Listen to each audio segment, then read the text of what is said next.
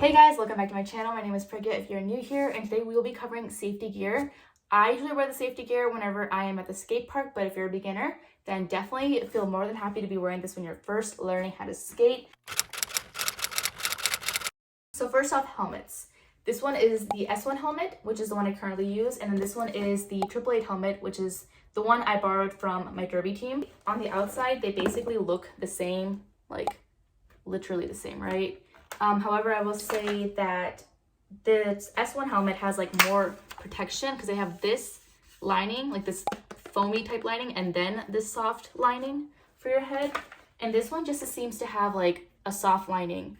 So personally, just by looking at it, it feels like this one has more protection for your head than this one. After doing a bit more research, I found a better quality helmet from 888, and this helmet also has 2 layers of protection. The first layer is the EPS Fusion foam, and the second layer soaks up sweat. However, at the end of the day, I still prefer S1 over 888 because their helmets have different sized liners. Every helmet comes with 2 different sized liners automatically, and there's an option to buy a fit-all kit, which comes with 7 different sizing liners and 2 of the soft layers that are in your helmet. With S1 helmets, you know your helmet is going to feel nice and snug. As for the rest of your gear, your knee pads, your wrist guards, your elbow pads, all of that, right?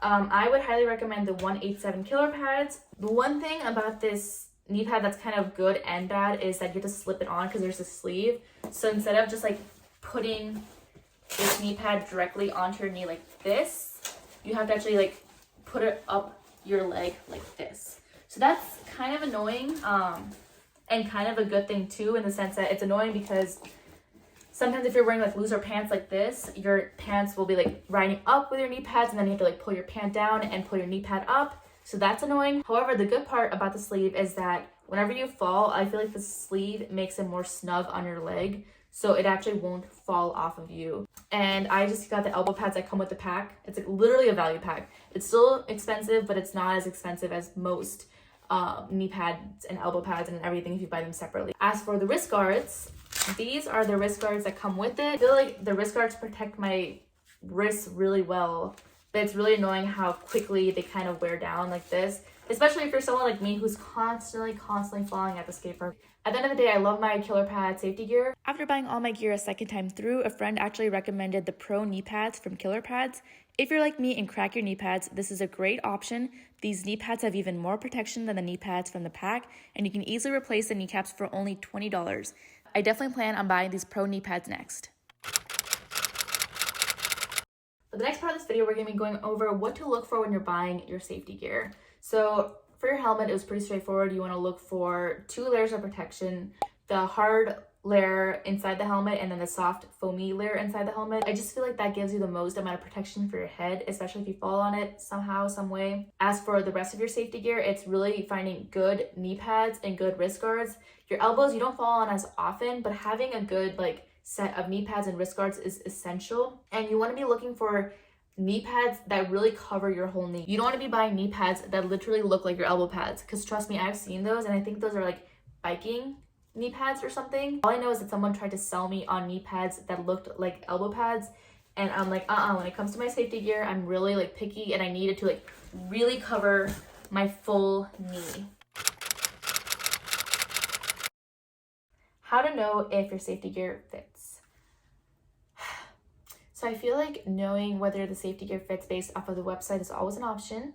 However, if you're like me and you don't want to accidentally buy the wrong sized gear, or you don't want to spend too much money exchanging your gear, I would first go to the store, see if there's a store that's nearby, like a skate shop or something. They might be able to give you a better idea for what will fit you. And honestly, if you're like me and you don't have a skate shop or a roller skate shop, see if you could borrow some safety gear from like a local derby team or some. Honestly, if you were to go to the skate park and see if there's anyone skating there, as silly as that might look, just be like, hey, like, do you mind if I can try on some of your gear? Or can you tell me what size gear you wear? Because I'm just trying to see what would fit me. I'm sure people would be more than happy to like let you know, oh, my helmet is this size. Maybe they don't want you to wear their helmet. That's completely fine. I'm sure it's gross anyway. But like you can kind of base off of like, okay, your head and my head are kind of similar sizes. And the website said this, like combining all of that knowledge together, you can kind of figure out what your size is. And if you can't borrow from friends or go to a store to figure out what size gear you are, you could always call a roller skate shop because they're always really, really sweet. Like I always call Sin City Skates or even message the people that work there. And I kind of went on a couple different tangents on how to figure out what size you would wear, but I feel like there's just so many different ways to go about this, whether